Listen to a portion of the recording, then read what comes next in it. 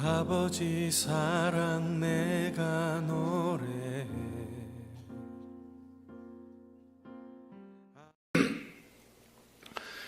우리가 성경을 읽다 보면 성경에 자주 등장하는 단어들이 나옵니다.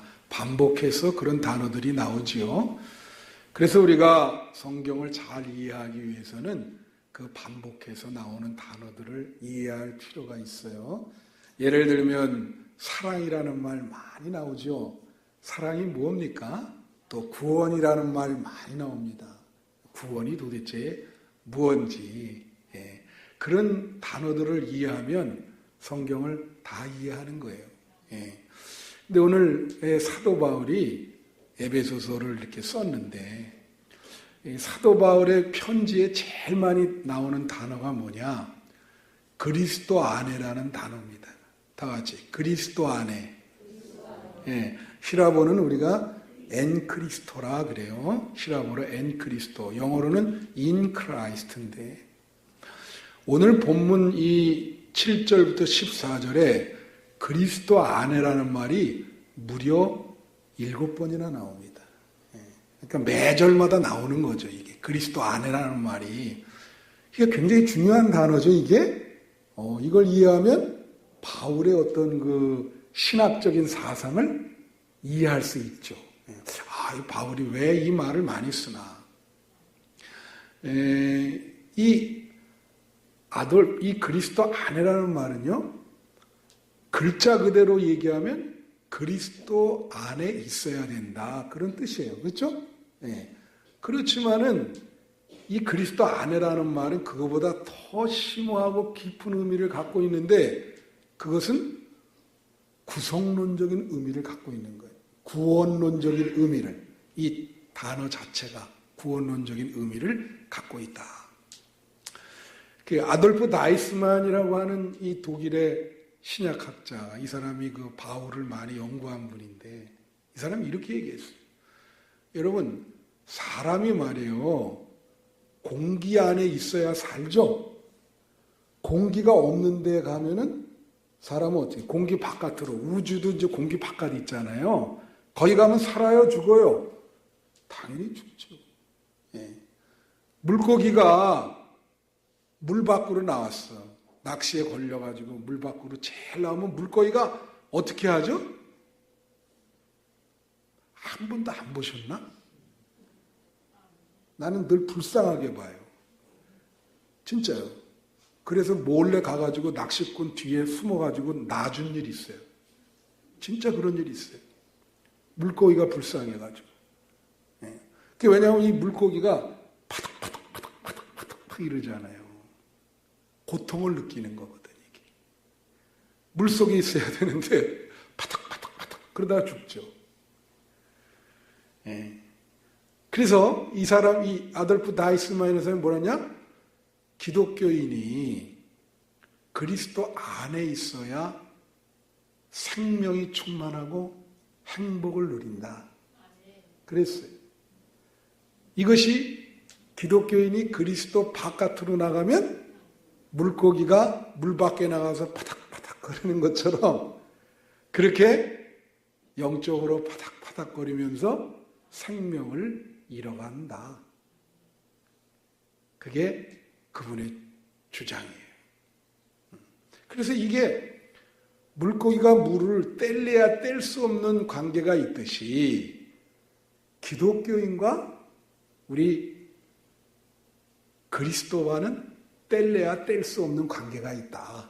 그 표현을 그리스도 안에 거하라. 그렇게 표현한 거예요. 이러한 표현은 여러 가지 다른 상징들이 있습니다. 제가 중고등학교 때 처음 교회 나가니까 교회에서 사형리 교육을 시키면서 나가서 전도하라 그래.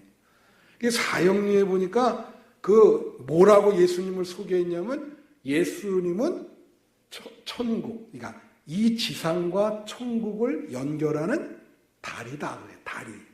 그래서 다리이신 예수님을 딛고 건너가야 천국에 간다. 사형리는 그렇게 설명해요. 그래서 이 그리스도 안에라고 하는 말은 이 다리라고 하는 그런 표현이 있습니다. 그리고 이것을 더 잘 설명해 준 것이 뭐냐? 그게 노아의 방주예요.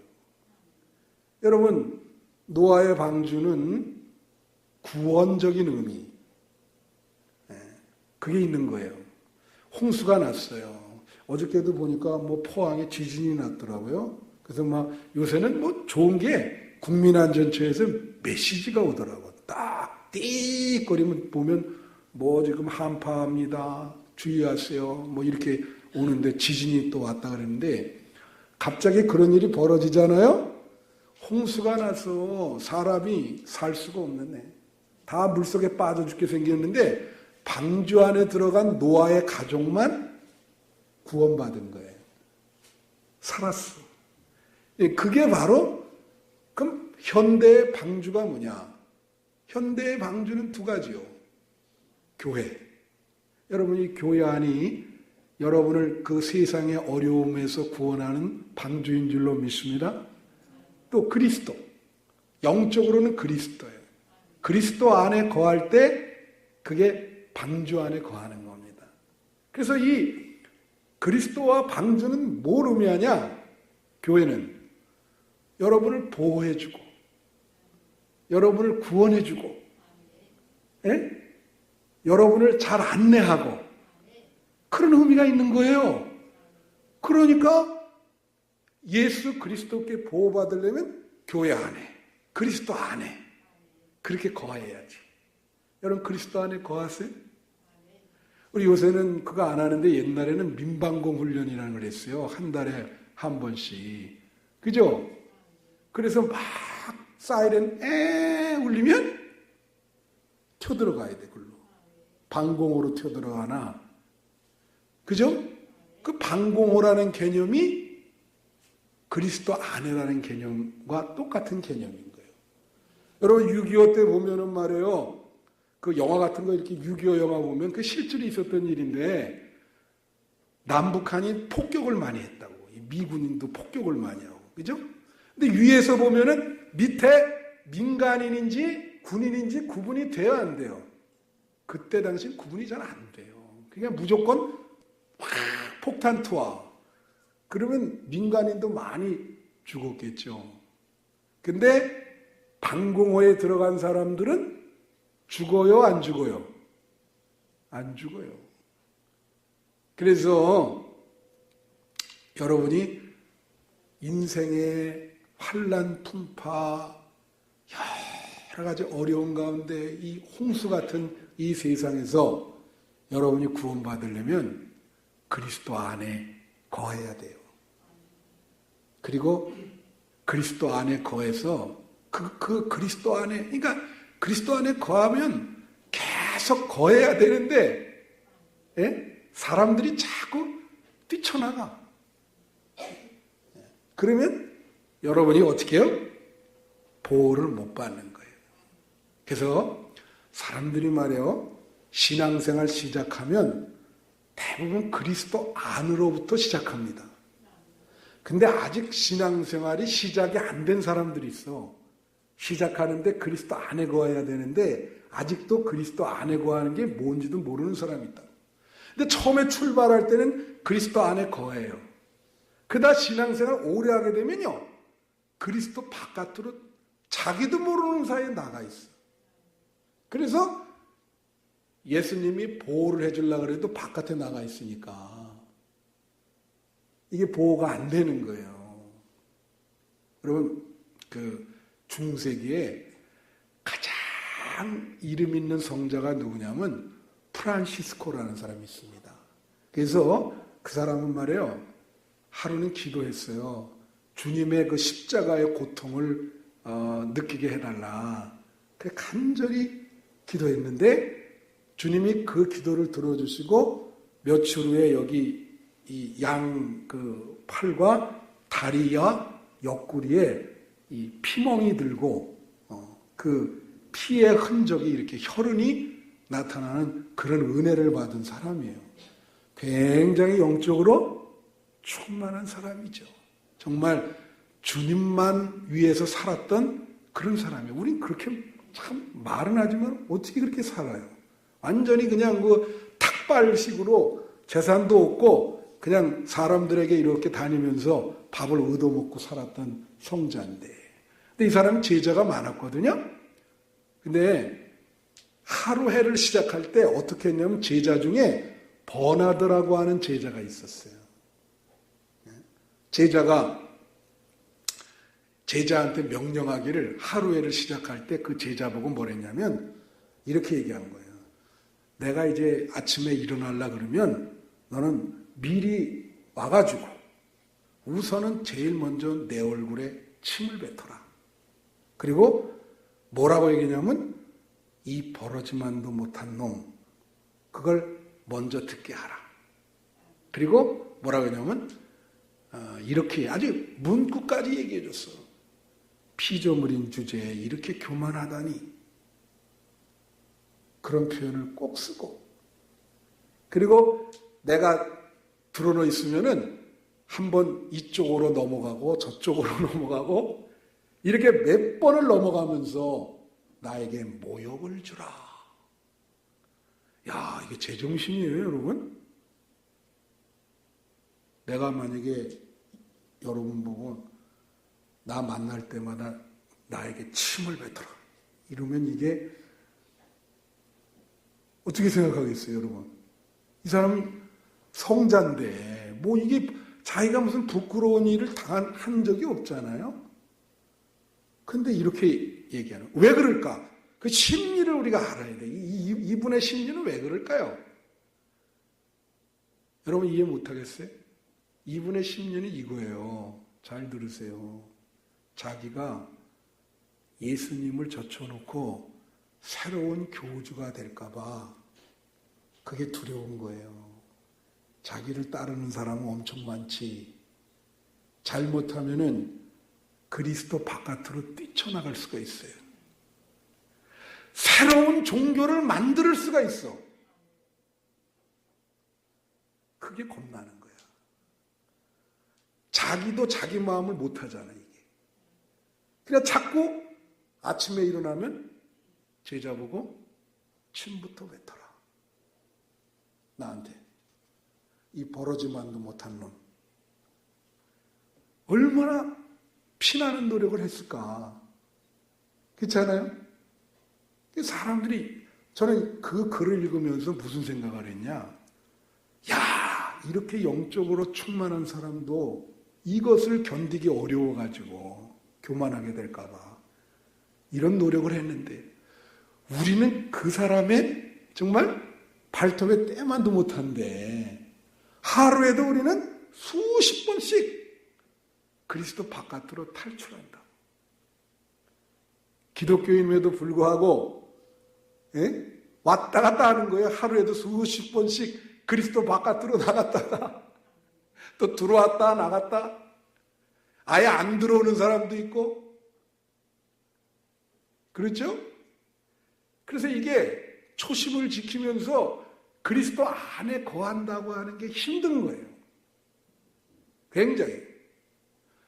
그리스도 안에 거하는 것은 그리스도께 속해 있는 건데 사람들의 속성이 뭐냐면 예수를 믿어도 예수님 안에 속해야 되고 예수님께 속해야 되는데 자꾸 안전한 것을 위해서 세상을 향해 가지고 어떤 예를 들면 사람 안에 거하려고 그러고 어떤 그룹 안에 거하려고 그러고 또 가장 우리에게 안심을 주는 게 돈이기 때문에 돈 안에 거하려고 그러고 그러는 거예요. 그래서 자꾸 그리스도가 필요가 없고 그냥 바깥으로 우리가 신앙생활 할 때 그런 경우가 많지. 여러분도 아마 하루에도 수십 번씩 그리스도 안에 있다가 밖에 나갔다가 또 들어왔다가 그럴 거예요. 사람 안에 거하기를 좋아하는 게 인간이에요. 그래서 여러분 고린도전서에 보면 네 분파가 나와요. 아볼로파, 바울파, 그리스도파, 베드로파. 교회 안에 네 분파가 있어요. 그런데 이 사람들이 뭐 때문에 그렇게 분파가 됐냐면은 이거예요. 바울도 세례를 주고 아볼로도 세례를 줬거든요. 그러니까 이 사람들이 이렇게 된 거야. 넌 누구한테 세례 받았냐? 바울에게 받았다. 난 아볼로에게 받았어. 바울에게 세례를 받은 사람은 바울파가 되는 거고, 아볼로에게 세례받은 사람은 무슨 파가 돼요? 아볼로파가 되는 거예요. 그리고 서로 싸우니까 바울이 그걸 보고 고린도전서 1장 13절에 오면 이렇게 얘기하는 거예요. 아니, 너희가 누구 이름으로 도대체 세례를 받았냐? 그리스도가 왜 나눴느냐? 아니, 바울의 이름으로 세례를 받았냐? 아니잖아요. 그리스도의 이름으로 세례를 받았지, 다. 바울은 도구일 뿐인데, 왜 그리스도의 이름으로 세례를 받아놓고는 바울의 이름으로 세례를 받은 것처럼 그렇게 사는가? 그 얘기를 하는 거예요. 재미나는 얘기를 하면 이게요, 초대교회 만렵에도 이런 일이 있었어요. 한번 여러분 생각해보세요. 여러분 신학자가 될 수 있습니다. 내가 한번 판단을 해보세요. 어떤 일이 있었냐면 그때 박해가 많은 거예요. 그때 당시엔 박해가 많아요. 예수 믿는 게 참 목숨 걸고 믿어야 될 시대가 있었어요.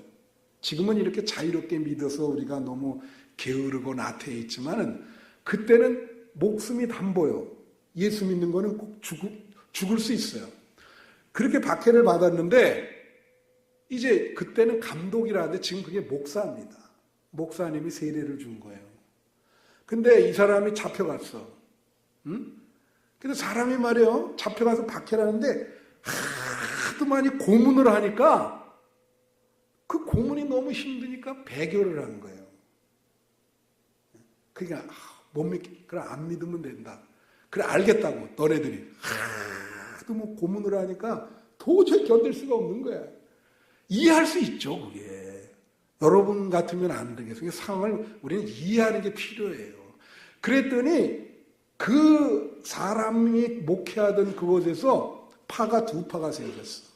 어떻게 생겼냐?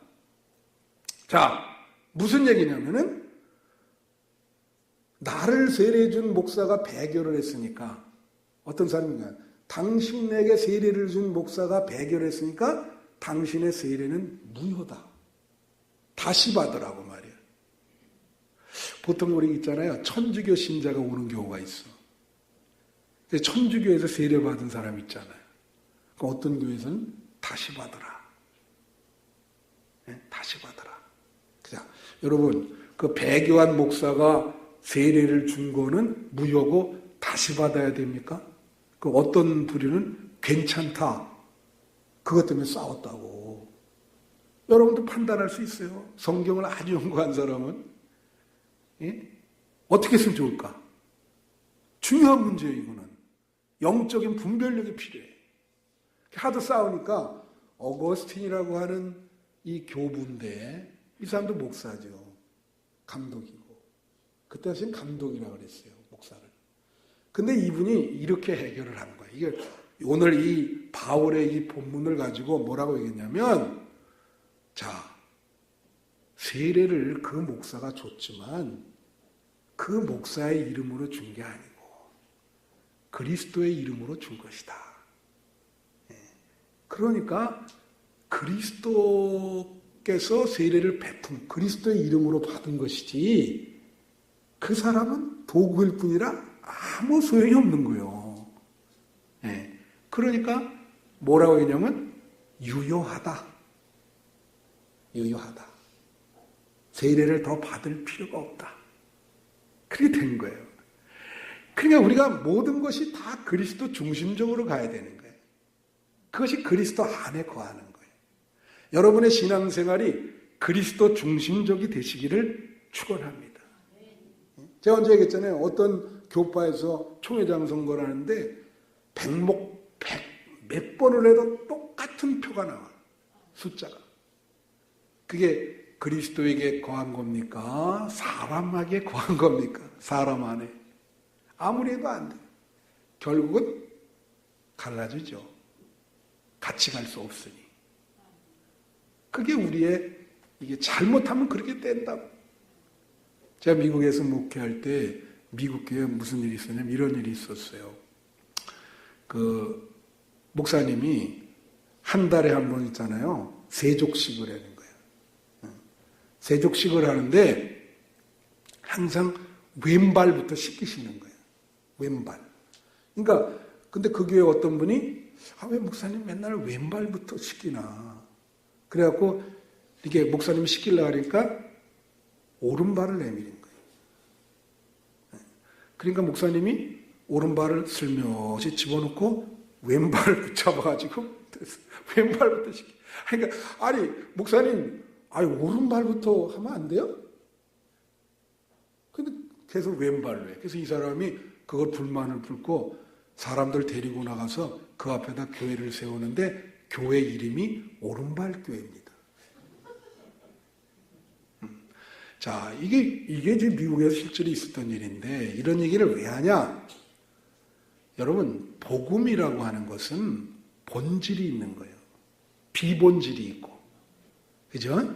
그래서 여러분이 신앙에 성숙해, 여러분 신앙생활 하잖아요? 여러분 그 신앙생활의 이 습관과 그 삶의 태도 중에 본질적인 요소도 갖고 있고 비본질적인 요소도 많이 갖고 있습니다. 어떤 분은 이 신앙을 완전히 미신적으로 믿는 사람이 있어요.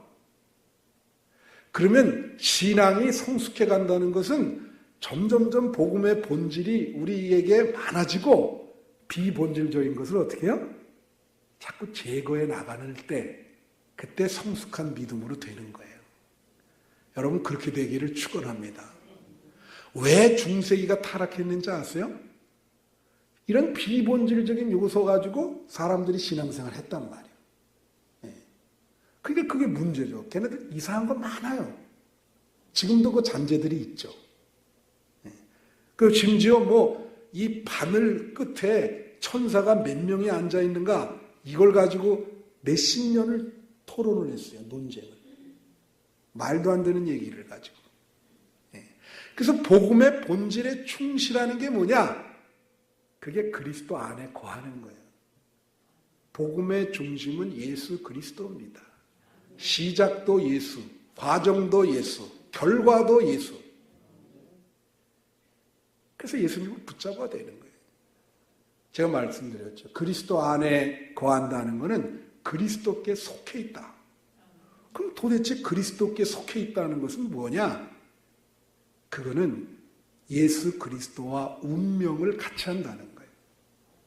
성경은 바울이 뭐라냐면 예수 그리스도와 함께 죽고 살고 그랬어요.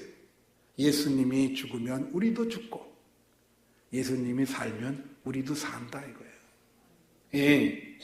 좀 이상한 비유가 되겠지만은 우리 몸 안에 벌레가 있다고 봅시다. 이제 벌레가 있어요. 몸 안에. 그러면 우리가 죽으면 그 벌레도 죽어요, 안 죽어요? 죽죠, 당연히.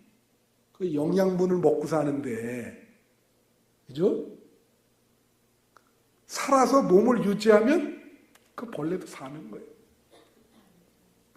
우리가 예수님 안에 거한다는 그런 뜻이 있어요. 예수님만 꽉 붙들고 있으면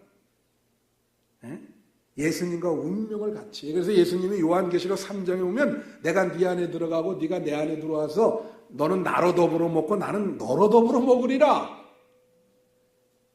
그렇게 하면서 그리스도 안에서 교제를 갖는 거죠. 그게 그리스도 안에 거하는 거예요. 그러니까 우리 성도들은 그리스도 안으로부터 시작했기 때문에 내가 그리스도 바깥으로 나가 있지 않나 이걸 항상 반성하시고 생각해보고 영적으로 늘 그리스도 안에 거하려고 노력하는 여러분 되시기를 축원합니다. 이제 말씀 마치는데 그러면 어떻게 하면 그리스도 안에 거하냐? 저는 항상 여러분에게 방법론을 얘기해요. 원칙만 얘기해 주면 안 돼요. 어떻게 그리스도 안에 거하죠? 제가 지지난주 1월 말에 1월 달 마지막 주에 제가 설교 제목이 뭔지 아세요? 야, 그걸 알면 여기 대단한 분들인데. 그 낮예배 설교 제목은 예수님의 사랑이었어요. 지난주는 구원의 마지막 비상구였고. 그지? 근데 그 예수님의 사랑의 본문이 에베소서 3장, 에베소서 3장 17절 이하 그거였어요. 근데 그 에베소서 3장 17절에 보면 이런 말이 있어요. 자, 거기에 보면 믿음으로 말미암아 그리스도께서 너희 마음에 계시고.